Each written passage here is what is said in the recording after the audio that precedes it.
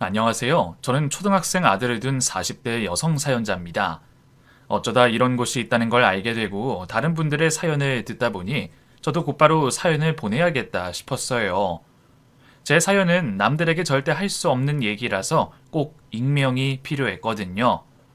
쉽게 말할 수 없는 일이기에 평생 비밀로 해야겠다 싶었지만 가끔은 속에 너무 무거운 짐을 지고 있는 것 같아서 답답할 때가 많았습니다. 그러다 보니 이렇게 익명을 빌려 사연을 보내면 조금은 그 짐이 덜어지지 않을까 싶더라고요. 그래서 없는 용기를 끌어내어 이렇게 사연을 보내게 됐습니다. 저는 어릴 적 엄마와 단촐하게 살았습니다. 날 때부터 아버지가 없었던 저는 오랫동안 아버지를 그리워했었어요. 엄마는 아버지가 일찍 돌아가셨다고 말씀하셨지만 아버지 이야기만 나오면 말을 아끼시던 엄마를 보면 그 말을 온전히 믿지는 않았습니다. 집안에 아버지 사진 한 장 없다는 것도 일반적인 일은 아니다 싶었죠. 자라면서 점점 눈치가 생겼던 저도 이상하다는 생각을 못하지는 않았습니다. 그래서 저는 엄마가 나를 낳기 전에 이혼을 하셨거나 아니면 어떤 사고로 미혼모가 되셨거나 자식 앞에서는 차마 말 못할 사정이 있을 거라 생각했죠. 언젠가 때가 되면 그 사정을 얘기해 주시겠지 생각하며 때를 기다렸던 저는 결국 한창 사춘기였던 중학생 시절 그 사정을 알게 되고 말았습니다. 어느 날 학교를 다녀와서 집에 들어가려는데 집안이 무척 소란스럽더라고요. 그리고 문을 열고 집 안으로 들어간 저는 저희 엄마 머리채를 잡고 깽판을 치는 웬 아주머니를 보게 됐습니다. 우리 엄마가 처음 보는 그 아주머니 손에 잡혀 속절없이 얻어맞고만 있는 걸 보게 된 저는 놀라서 당장 달려가 엄마를 구하려고 했어요. 제가 아주머니 앞을 가로막자 아주머니가 저를 보고 그러시더라고요. 왜 이러세요? 누구신데 남의 집에서 이러세요? 그만 안 두면 경찰 신고할 거예요? 인연이 네 딸년이구나. 인연 되바라진 것 좀 보게. 어디서 어른 앞에 따박따박 대들어. 네 딸 보니까 너 같은 년 뱃속에서 나온 년이 맞긴 한가 보네. 이 더러운 거사 저리 안 꺼져? 그만하세요. 참는 건 나 하나면 족하지 왜 애한테까지 그래요? 감히 남의 남편이랑 눈 맞아서 남의 씨 훔쳐간 년이 지 새끼는 귀한가 보지? 이 더러운 년들아! 누군지 모르는 그 아주머니는 처음 본 제게 별별 막말을 다하며 저와 엄마를 모욕했고 그 말에 저는 그제서야 제가 모르고 있었던 아버지의 비밀을 알게 됐습니다. 엄마는 가정이 있는 남자를 만났고 유부남과 외도로 저를 가졌던 거였어요. 그렇게 저는 혼외자로 태어나 아버지라는 사람에게 최소한의 생활비만 받고 있었고 어디론가 돈이 매번 흘러간다는 걸 알게 된 그 집 와이프가 저희 집을 찾아왔던 것이었습니다. 설마 나한테 그런 초일생의 비밀이 있을 거라는 생각은 하지 못했던 저는 그 일로 큰 충격을 받을 수밖에 없었습니다. 내가 불륜으로 태어난 자식이었다는 게 도저히 받아들여지지 않았어요. 그리고 제가 가장 사랑하던 엄마가 사람들에게 손가락질 받는 상간녀라는 게 믿을 수가 없었죠. 왜 하필이면 불륜인 건지 저는 남의 가정을 파탄내고 태어나야 했던 제 존재를 부정할 수밖에 없었습니다. 그리고 가장 사랑했던 엄마를 미워할 수밖에 없었죠. 왜 하필 그런 선택을 했던 건지, 왜 나를 그런 자식으로 만든 건지, 엄마를 사랑했던 만큼 엄마를 증오할 수밖에 없었어요. 혼자 자식 키우느라 고생 많은 엄마를 늘 챙기고 걱정하던 제가 그 후로는 엄마를 똑바로 쳐다볼 수가 없었습니다. 한편으로는 한 번의 실수로 평생 고생하고 남편 없이 외롭게 살아온 엄마가 불쌍했지만 저더러 제가 엄마의 죗값을 돌려받을 거라며 저주하고 간 그 아주머니의 말이 뇌리에 남아 평생 제 발목을 붙잡았어요. 그렇게 저는 엄마가 저지른 과오를 평생 제 업보처럼 짊어지고 살아야 했습니다. 정말 그 말이 현실이 될까 두려워 결혼도 생각해보지 못했던 저였어요. 내가 엄마 같은 사람이 되거나 엄마 같은 사람을 만나거나 둘 다 하고 싶지 않기에 하지만 다 인연이라는 게 있는 건지 저는 저를 진심으로 아껴주고 사랑해주는 남자를 만나게 됐습니다. 더러운 핏줄이라는 생각에 저 스스로도 아끼지 않는 저를 자기보다 더 챙기고 보듬어주는 사람이었죠.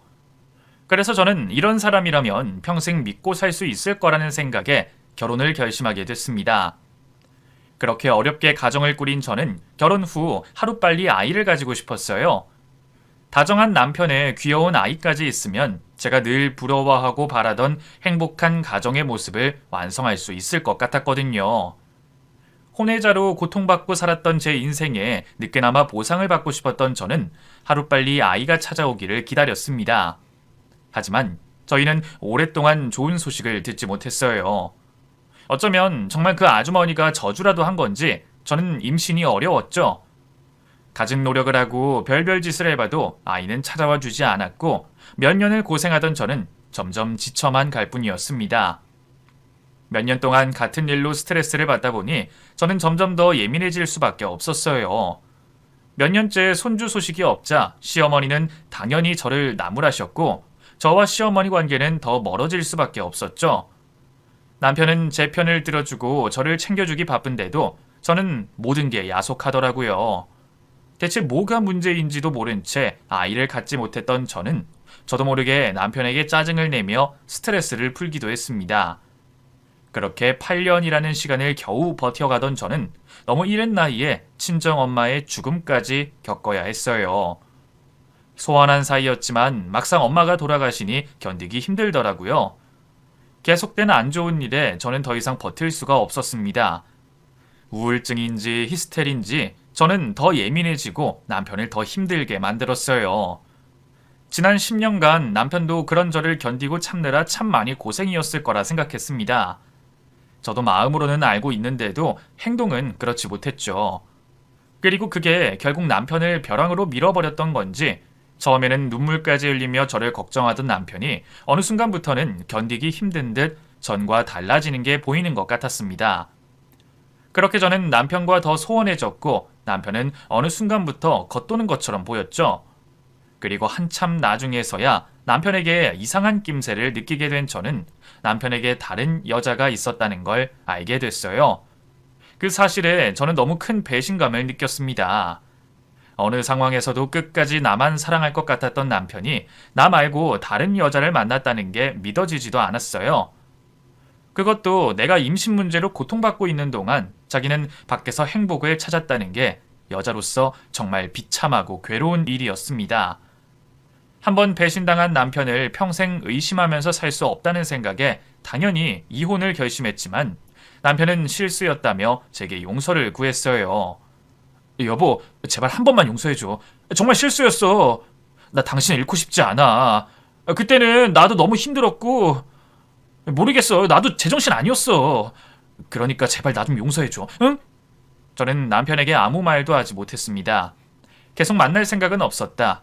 몇 번 만나고 관계를 정리한 게 전부였다며 저를 설득하는 남편의 말을 전부 믿었던 건 아니었습니다. 그것보다는 오래전 나를 저주했던 그 사람 말처럼 내가 정말 우리 엄마의 업보를 돌려받았구나 싶었거든요. 어쩌면 내가 남편을 너무 끝으로 몰아서 그 사람이 숨 쉴 구멍을 찾아 도망간 게 아닌가 싶기도 했죠. 그런 상황에서조차 저는 남편을 완전히 원망할 수가 없었습니다. 그리고 남편 말대로 저도 남편 없이 살 수 없을 것 같았어요. 남편은 그 여자를 진작 정리했다며 다시는 그런 일이 없을 거라 다짐했고 저는 남편과 상간녀와 삼자 대면을 하고서야 남편을 처음이자 마지막으로 용서하기로 했습니다. 다시 한번 이런 일이 벌어진다면 그때는 뒤도 안 보고 이혼을 할 거라고 했죠. 남편은 제게 진심으로 용서를 빌었고 그 후 다시 예전의 남편으로 돌아왔습니다. 죄책감인지 미안함인지 그 후로 제 앞에서 속죄하는 마음으로 제게 최선을 다하려고 했죠. 하지만 이미 한번 금이 간 관계의 회복은 그리 쉬운 일이 아니었습니다. 그 일은 남편을 믿었던 제게 너무 큰 상처를 줬고 제가 다시 남편을 신뢰하는 건 무척 어려운 일이었어요. 그렇다고 한번 용서를 하기로 약속하고 부부관계를 유지하려 노력하는 상황에 언제까지 부부 사이가 대면대면할 수는 없는 일이었습니다. 그래서 저는 관계 회복을 하려면 더더욱 아이가 필요하다 생각했어요. 원래 부부들은 시간이 지나면 사랑이 식고 자식들로 엮여 산다는데 우리한테도 자식이 있으면 서로 연결고리가 생겨 버틸 수 있을 것 같았거든요. 하지만 기대와 달리 저희에게는 여전히 기대하던 소식이 찾아와 주지 않았습니다. 그 일이 있고도 몇 년이 지나 제 나이도 40이 다 됐는데 언제까지 마냥 기다려야만 하는 건지 답답할 따름이었죠. 해볼 일은 다 해봤는데도 답이 없자 결국 저는 제 욕심을 버리기로 했습니다. 그리고 최후의 보루로 생각했던 입양을 다시 고민해보게 됐죠.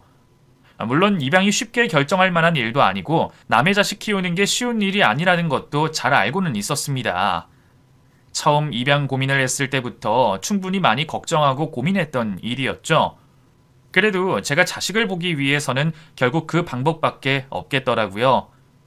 제가 낳지 않은 자식을 친자식처럼 키울 수 있을지 겪어보지 않고 자신하기는 어려웠지만 남편과 문제가 있었던 이후로는 제 생각도 많이 달라지게 됐어요.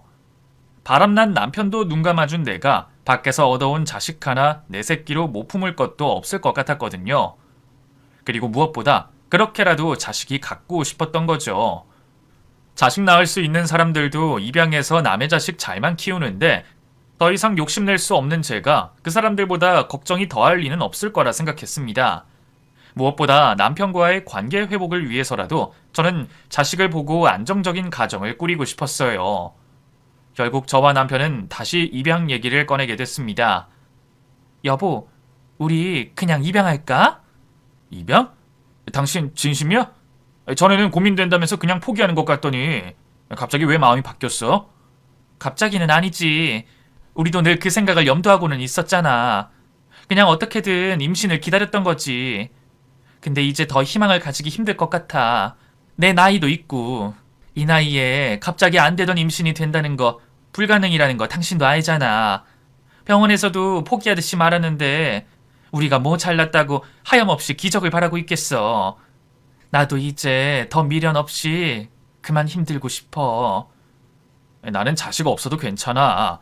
혹시 나 때문에 입양 고민하는 거면 무리하지 않아도 돼. 자식 좀 없으면 어때? 우리끼리 잘 살면 되지. 안 그래? 글쎄, 우리가 정말 우리끼리 남은 평생을 잘 살 수 있을까? 당신 정말 그렇게 생각해? 남편의 지난 잘못을 탓하듯 묻는 제 말에 남편은 아무 말도 하지 못했습니다. 저도 이제 와서 다시 남편을 책망하려는 의도는 아니었지만 아주 속상한 마음이 없었다고 할 수는 없겠죠. 하지만 그 말은 저의 진심이고 사실이었습니다. 저희같이 고비를 겪은 부부가 자식도 없이 부부관계를 평생 유지하기는 어렵다고 생각했거든요. 그렇게 저희는 상의 끝에 아이를 입양하기로 했습니다. 몇 군데 보육원을 돌아보며 결정을 하기로 했죠. 남의 자식을 데려다 키우는 일이라고 하지만 저는 왠지 어딘가에 저희와 맞는 인연이 있지 않을까 생각했습니다. 천륜도 하늘이 정하는 거라는데 그럼 인연도 하늘이 정해주시는 게 아닐까 싶었거든요. 어딘가에 나한테 찾아와 주지 못한 제 인연이 있을 거라 생각하며 저는 마음에 들어오는 아이들을 찾게 됐습니다. 물론 모든 아이들은 다들 사랑스럽고 예뻤어요. 이 아이들이 다 부모 손을 떠난 걸 생각하면 마음이 복잡했죠. 누구는 갖지 못해 안달인데 누구는 낳아놓고도 버리는구나 싶어서 억울한 생각마저 들었거든요. 그래서 그 예쁘고 어린 아이들이 모두 하나같이 안타까웠어요. 하지만 그렇다고 제가 그 아이들을 다 데려올 수는 없었으니 하나만 골라야 했는데 그게 너무 어렵더라고요. 그런데 남편은 은근히 눈에 걸리는 아이가 있는 듯 했습니다. 몇 군데의 보육원을 다니면서도 별 내색 않던 남편이 어느 아이에게 관심을 갖는 것 같더라고요. 아직 제 선택을 위해 별말 않는 것 같았지만 10여 년을 같이 살았던 제가 남편의 의중을 모를 수가 없었습니다. 그래서 저도 그 아이를 더 눈여겨보게 됐어요. 자꾸 보다 보니 그런 건지 남편이 관심을 가지는 걸 알아서 그랬는진 몰라도 이상하게 그 아이가 저희 남편이랑 많이 닮았다 싶더라고요. 이제 겨우 2돌쯤 지난 아이다 보니 자라는 아이 얼굴이야 모르는 거지만 남편과 묘하게 닮은 그 아이에게 저도 눈길이 갈 수밖에 없었죠. 사람은 닮은 사람에게 끌린다 그러더니 그게 부모 자식 간의 인연에도 적용되는 건가 싶었습니다. 그렇게 점점 그 아이에게 마음이 끌렸던 저는 결국 남편에게 그 아이를 데려오자고 이야기를 꺼냈습니다. 제 눈치를 보는지 별말 못하던 남편도 그 아이 얘기에 반색을 하는 게 보였어요. 아이 정말? 당신도 준영이가 마음에 들어? 응, 나도 처음에는 당신이 관심 갖는 것 같길래 눈여겨봤는데 볼수록 뭔가 끌려. 다른 애들도 하나같이 다 예쁘지만 내 자식 같다 생각되지는 않았는데 준영이가 내 품에 안길 때마다 왠지 뭉클한 마음이 있어. 당신이랑 닮아서 그런 건진 몰라도 더 정이 간다 그래야 하나? 닮긴 뭘 닮았어. 뭐 애들 얼굴이야 다 거기서 거기지. 아냐, 잘 보면 당신 많이 닮아 보여. 당신도 그래서 준영이한테 눈을 준 거 아니었어? 내가 뭘 눈을 줘. 나는 그냥 준영이가 귀엽게 생겨서. 아니 물론 애들은 다 귀엽지. 근데 그 중에서 걔는 좀 어리기도 하고 혼자 노는 게 짠해서 그랬나 봐. 그건 그렇네. 얘기 들어보니까 보통 돌 미만 애들이 제일 입양이 쉽고 아니면 차라리 적당히 큰 애들이 공개 입양 된다던데 그 중간 2~3살짜리 애들은 입양이 어렵다나 봐. 아무래도 좀 자라기도 했고 새 부모한테 적응시키기가 애매한가 보더라고. 그래서 나도 준영이가 더 걱정이었어. 우리 아니면 어디 입양 갈 때는 있을지. 더 자라기 전에 좋은 부모 만나면 좋을 텐데 말이야. 그럼 당신만 좋으면 우리가 준영이 데려오자. 그렇게 저희는 준영이를 데려오기로 결정했습니다. 다른 아이들보다 준영이에게 더 끌리는 그 느낌이 저희가 인연이라는 걸 말해준다 생각했어요. 저희는 어려운 입양 절차와 과정들을 밟아 입양을 준비했고 그렇게 준영이는 저희 식구가 됐습니다. 입양 준비하는 동안 시간이 흘러 준영이는 어느새 새돌에 가까운 나이가 됐어요. 1살이라도 어릴 때 아이를 데려와서 안정적인 가정을 만들어주고 싶었던 저는 준영이의 3살 생일은 저희와 함께할 수 있어서 참 다행이라 생각했습니다. 그렇게 저는 준영이의 엄마가 됐고 제게는 드디어 자식이 생기게 됐어요. 보통 그 나이쯤 되면 자기 고집도 생기고 부모에 대한 기억도 어렴풋이 있어서 적응이 어려울지도 모른다고 걱정을 들었는데 다행인지 준영이는 너무 살갑고 다정한 아이였습니다. 아무리 빨라도 몇 년은 지나야 엄마 소리를 들을 거라 생각했는데 준영이 입에서 선뜻 나온 엄마 소리에 저는 제가 부모로서 아이에게 인정을 받았다고 생각했어요. 이제 막 말을 하면서도 저를 곧잘 엄마라 부르며 따르는 아이를 보니까 얘가 정말 제 자식이 맞구나 확신이 들더라고요. 준영이는 하루빨리 적응을 했고 저희는 그렇게 남부럽지 않은 행복한 가족이 됐습니다. 어려운 결정이었지만 그럴 만한 가치가 있다고 생각했죠. 그렇게 앞으로는 행복한 날들만 있을 거라 생각했던 저는 어느 날 청천벽력 같은 소식을 듣고 말았습니다. 그건 다름 아닌 남편의 사고 소식이었죠. 준영이가 들어오면서 이제 우리 가족에게도 봄 같은 행복만 찾아올 거라 생각했는데 그런 와중에 남편이 교통사고를 당했다는 소식은 믿기 어려웠습니다. 원래 불시에 벌어지는 게 사고라고는 하지만 그게 자기 일일 거라 생각하고 사는 사람은 아무도 없을 테니까요.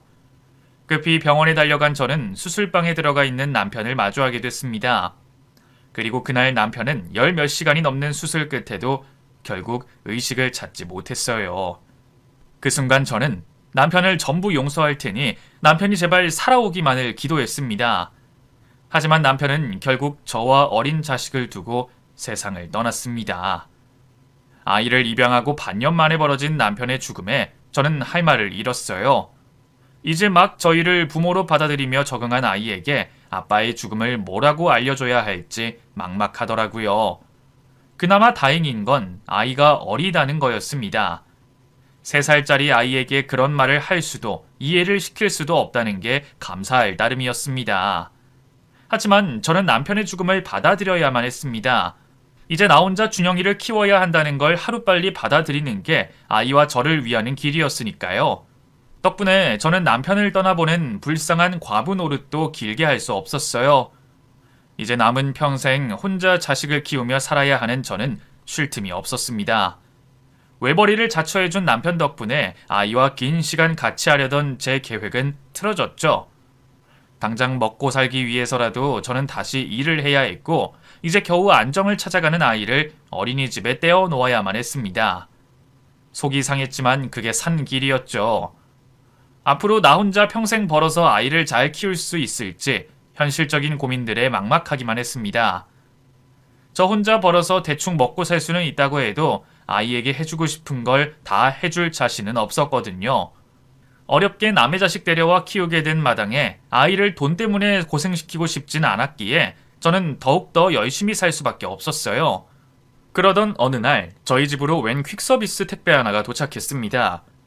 과일 박스 정도 되어 보이는 상자였는데 일단 제 이름에 저희 집 주소로 보내졌다니 받기는 받았지만 보내는 사람 이름이 없는 그 택배에 저는 당황스러웠습니다. 기사님, 이거 누가 보낸 건지 알 수 없나요? 왜 주소나 이름이 없죠? 아이 글쎄요. 저도 회사에서 갖다 주라니까 갖고 온 거지 뭔지는 모르겠네요. 근데 가끔 그런 게 있긴 있어요. 받는 사람만 있는 택배. 네? 그럼 누가 보낸지도 모르는 택배를 받으라는 거예요? 보낸 사람이 누군지 알 수 없어요? 뭐 저희 기사들이야 그런 건 모르고 아마 알아보시려면 회사 쪽에 알아보셔야 할 거예요. 그럼 혹시 알아볼 수 없을까요? 괜히 받았다가 혹시 잘못될까 봐요. 에이, 뭐 받는 사람 주소가 확실한데 뭐 잘못될 게 있겠어요? 저 바쁘니까 궁금하면 회사에 연락해 보시던가요. 일이 많이 밀린 건지 자꾸 캐묻는 제 질문에 귀찮다는 듯 대답하던 택배기사는 제게 회사 전화번호 하나만 남기고 그대로 돌아가 버렸습니다. 결국 어쩔 수 없이 물건을 받아든 저는 무거운 택배를 겨우 들어 집 안으로 들였어요.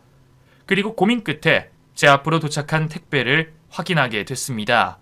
뭐가 됐던 내 이름도 알고 우리 집 주소도 알고 있으니까 나를 알고서 보낸 물건은 맞는 것 같더라고요.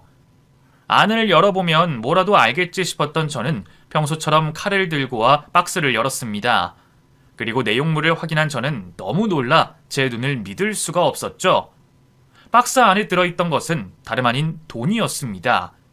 5만원과 만원권이 섞여 여러 다발로 들어있는 어마어마한 양의 돈이었어요. 세상 천지에 택배로 돈을 보내는 사람이 어딨는지 저는 너무 놀라 손이 떨릴 지경이었습니다. 대체 누가 나한테 이런 걸 보냈는지, 이 많은 돈이 어떻게 우리 집으로 오게 됐는지 저는 상상도 할 수 없었어요. 그 돈이 얼마가 되는 건지 감도 오지 않아 바라만 보던 중 돈다발 사이에 있던 쪽지 한 장을 발견하게 됐습니다. 분명 나한테 보낸 게 확실한 누군가의 쪽지에는 생각지도 못했던 말이 적혀 있었죠. 이영란 씨 보세요. 힘드실 텐데 도움이 되고 싶어 보냅니다. 이건 제 전재산 3억입니다. 꼭 받아 써주세요. 자기가 누구인지, 왜 돈을 보내는 건지 가타부타 설명도 없이 자신의 전재산이라며 3억이라는 큰 돈을 보냈다고 적혀 있는 쪽지 내용에 저는 깜짝 놀랄 수밖에 없었어요. 대체 누가 나한테 이런 걸 보냈고 우리 집안 사정을 알고 있는 건지 저는 막연한 두려움과 긴장감에 심장이 두근거렸습니다. 아마 저희 남편이 죽고 자식과 단둘이 남겨진 제 사정을 알고 있는 것 같은데 그렇다고 자기 전 재산을 보낼 사람이 누굴까 싶었거든요. 시부모님도 몇 년 전 돌아가셨고 남편은 외동자식이라 다른 형제도 없었는데 그렇다고 죽은 식구의 철을 챙겨줄 일가 친척도 없는 사람이었습니다. 저야말로 혼외자로 태어나서 생부의 소식은 알지도 못했고 어머니는 천의 고아라 이런 걸 보낼 사람도 없었죠. 그 순간 잠깐이나마 한 번도 보지 못했던 아버지가 보낸 건 아닐까 싶은 생각을 했지만 그 생각은 이내 지울 수밖에 없었어요. 엄마 살아계실 동안에도 한 번 찾아온 적 없고 10몇 살 때까지 최소한의 생활비만 보냈던 사람이 이제 와서 전재산을 보낸다며 저를 챙길 리는 없다 싶었거든요. 그런 사람에 대한 기대와 애정은 진작에 저버린 지 오래인 저였기에 생부는 아닐 거라 확신했지만 사실 생부를 뺀다면 저한테 이런 거액의 돈을 막무가내로 보낼 만한 사람이 없는 게 사실이었어요. 그렇다고 일면식 하나 없는 사람이 제 사정을 다 알고 전재산이라는 돈을 보낼 리도 없을 테니까요. 거기다가 굳이 자기 정보는 드러내지도 않고 익명으로 보낸 것을 보면 제 앞에 당당히 나올 수 있는 사람은 아니었을 겁니다. 그럼 제가 그 돈을 그냥 받을 수는 더더욱 없는 일이었죠. 결국 저는 박스를 다시 닫아놓고 익명의 발송자를 찾기로 했습니다. 낮에 퀵 택배 기사한테 회사 번호를 받아놓았던 저는 곧장 회사에 전화를 해봤어요. 익명으로 택배를 받았다며 누가 보낸 건지 알고 싶다고 했더니 그쪽에서는 자기네들도 모른다며 딱 잡아 떼더라고요. 그럴 수가 있냐며 자꾸 캐물었더니 이제는 개인정보라며 못 알려준다고 하는 거죠. 답답한 택배 업체의 태도에 화가 난 저는 어쩔 수 없이 택배 회사로 직접 찾아가게 됐습니다. 가서도 설득을 하던 협박을 하던 보낸 사람을 알아야겠다 싶었거든요. 뭐 끝까지 못 알려주겠다고 한다면 경찰에 신고를 해서라도 알아낼 생각이었습니다. 그런 각오로 회사를 찾아간 덕분인지 그쪽에서도 결국 마지못해 제게 정보를 알려줬습니다. 이름이나 연락처는 개인정보라서 알려줄 수 없지만 자기네들이 택배를 픽업한 위치는 알려주겠다며 주소를 하나 찍어주더라고요. 그렇게 주소를 받게 됐지만 그 주소 역시 제가 아는 곳은 아니었습니다. 제가 아는 사람이거나 지인이라면 동네 이름이라도 눈에 익었을 텐데 그곳은 제가 한번 가본 적도 없는 낯선 동네였어요. 그렇게 주소 하나 받아든 저는 곧바로 그 주소로 찾아가게 됐습니다. 도착한 집은 그냥 평범해 보이는 작은 빌라였죠. 이상할 것도 없는 주거시설에 안도를 한 저는 택배의 주인공을 만나기 위해 현관문을 두드렸습니다. 하지만 아무리 문을 두드려도 집안에는 기척이 없었어요. 혹시 택배회사 쪽 사람들이 내가 귀찮아서 아무 주소나 대충 알려준 건 아닌가 싶어 주변을 서성이던 그때 옆집에서 누군가 나오는 소리가 들렸습니다. 수수한 인상의 젊은 여자 하나가 쓰레기를 버리려는 듯 나오는 걸 보게 된 저는 이웃이라면 혹시 이 집 주인의 사정을 알진 않을까 싶어서 그 사람을 붙잡고 이야기를 묻기로 했습니다. 그러자 그 이웃이 놀라운 이야기를 해주더라고요. 그 집 오늘 완전히 방 뺐을걸요? 아침에 이사 나갔거든요. 그럼 혹시 어디로 갔는지는 모르세요? 제가 물건을 돌려드려야 할 게 있어서 꼭 찾아야 하거든요. 연락만 닿으면 되는데 아는 게 주소밖에 없어서요. 이사 간 게 아니고 병원으로 간다고 들었어요. 입원하셔야 한다 그러더라고요. 그 전에도 어디 아픈지 몇 번 구급차에 실려가기도 했었고요. 그럼 혹시 그 병원이 어딘지는 모르세요? 병원은 정확히 모르겠는데요. 근데 그분 찾아가실 거면 이것 좀 가져다 주실래요? 그쪽 집 우편물이 저한테 섞였더라고요. 이웃집 여자가 내미는 우편을 받게 된 저는 그 순간 수치인 이름을 확인하고선 놀라서 몸이 굳을 수밖에 없었습니다. 제가 그토록 찾던 택배 주인의 이름이 다름 아닌 제가 잘 알고 있는 이름이었거든요. 최혜린이라는 그 이름은 다름 아닌 남편의 상간녀 이름이었습니다. 딱 한 번 만났었지만 제가 평생 그 여자를 잊을 수는 없었죠. 내게 3억을 보낸 사람이 그 여자라는 걸 확인하게 된 저는 그 순간 모든 상황을 이해하게 될 수밖에 없었어요. 놀란 저는 너무나 큰 충격에 입을 틀어막으며 도망치듯 그 자리를 벗어날 수밖에 없었습니다. 남편의 상간녀가 내게 전 재산이라며 3억을 보냈다는 게 단순한 일은 아니었습니다. 나한테 미안해서 죄책감에 버린 행동이라기에는 그 금액이 너무 컸죠. 게다가 이제 와서 돈으로 보상 같은 걸 하고 싶었던 거라면 오히려 자기가 누군지 제대로 밝혔을 겁니다. 하지만 자기가 누군지 밝히지도 않고 전 재산이라는 큰 돈을 보냈다는 건 사죄가 아닌 부탁을 하고 싶었던 거겠죠. 내가 그 돈을 필요로 하는데 써주기를 바라면서 말이에요. 그리고 저는 그 돈이 필요한 대상이 누군지 잘 알 것 같았습니다. 남편과 너무 닮았다 싶었던 제 아들 준영이 말이었죠. 그제서야 저는 준영이를 보면서 느꼈던 기시감이 무엇이었을지 깨달을 수밖에 없었습니다. 그리고 남편이 왜 은근히 입양 이야기를 반겼었고 그 많은 아이들 중에 준영이를 골랐을지도 예상할 수밖에 없었어요. 제가 과대망상을 하는 거라면 오히려 다행이었죠. 하지만 아무리 생각해봐도 제가 예상하는 그 일이 모두 진실일 것만 같은 강한 예감이 들더라고요. 애초에 그게 아니고서는 그 여자가 나한테 그렇게 큰 돈을 보낼 리가 없을 테니까요.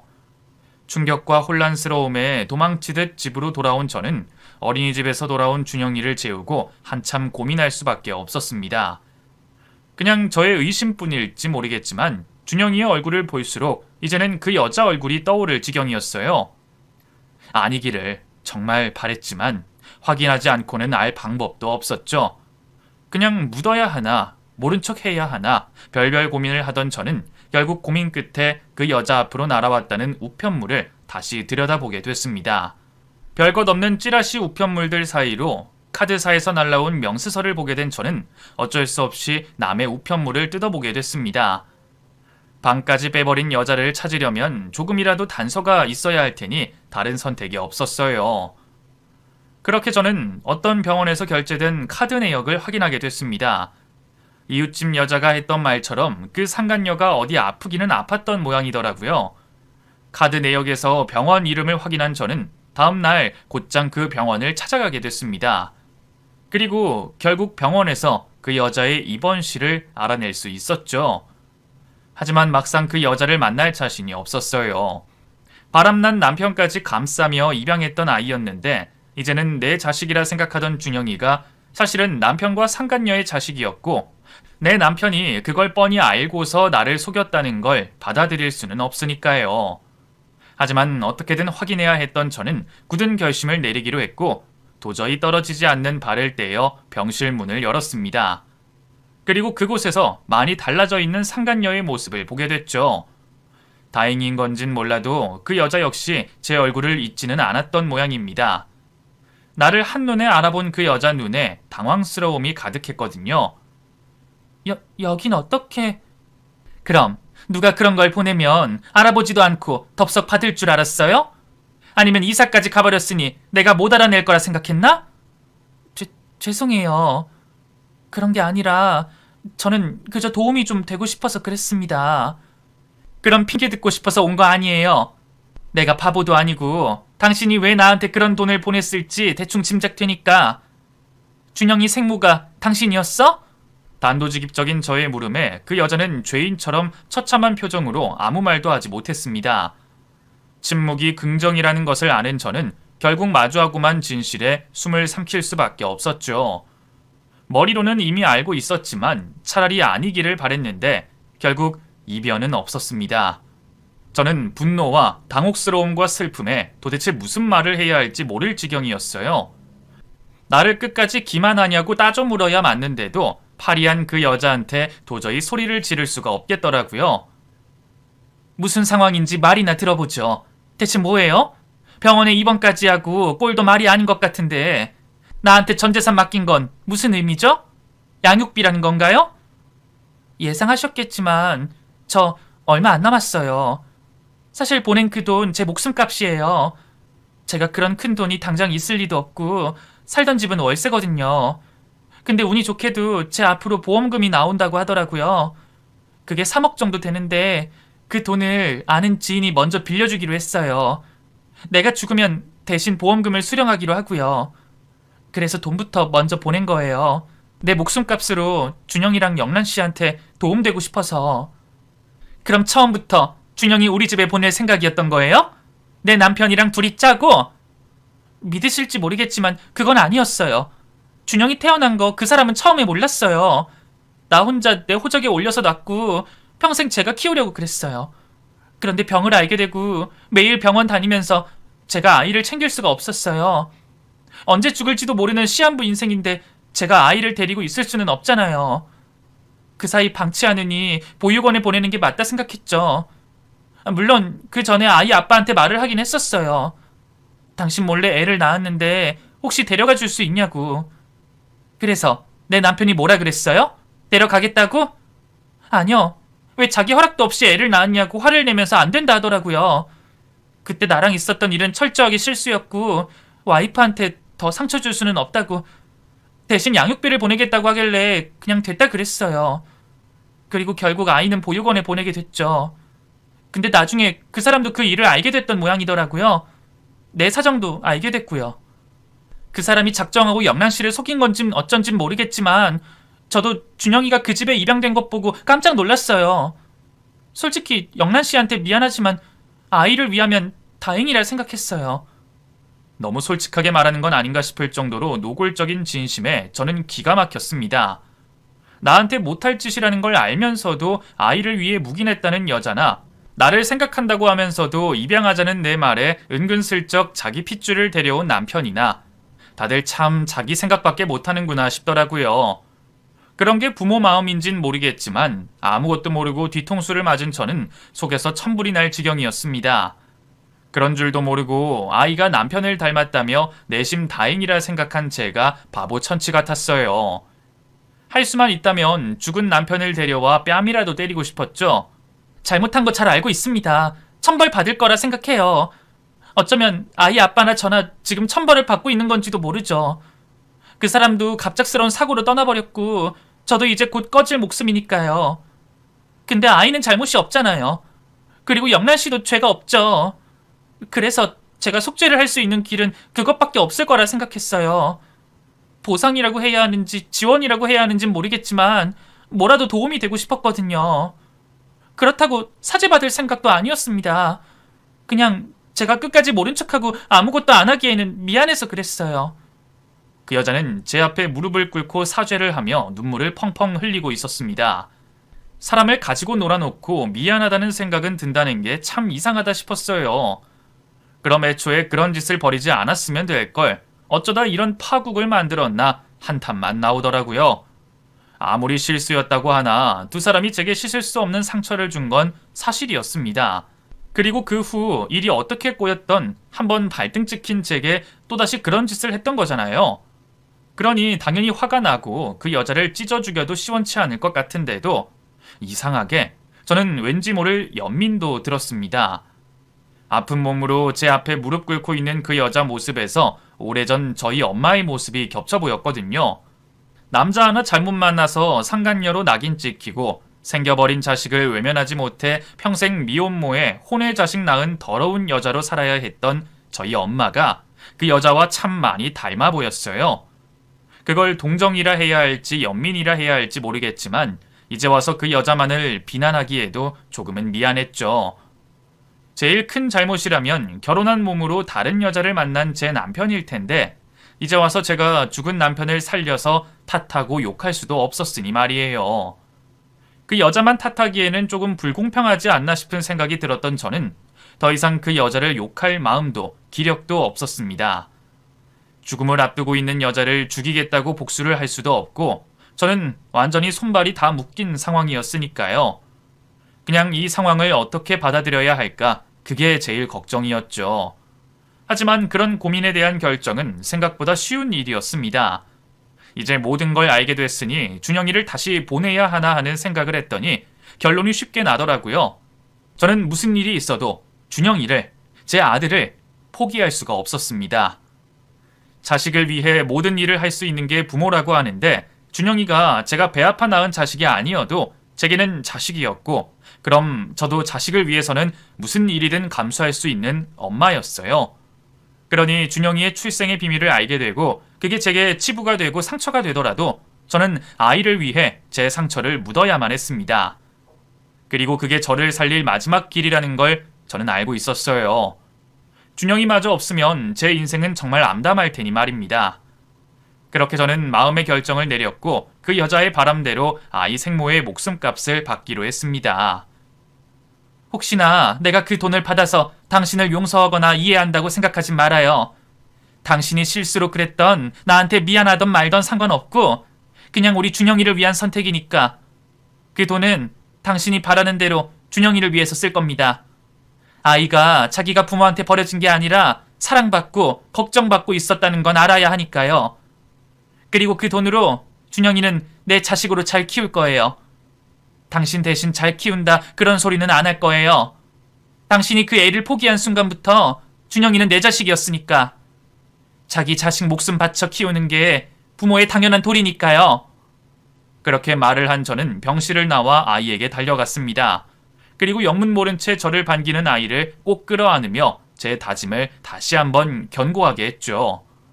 아이의 생모가 누구이건 그건 이제 제게 중요하지 않았습니다.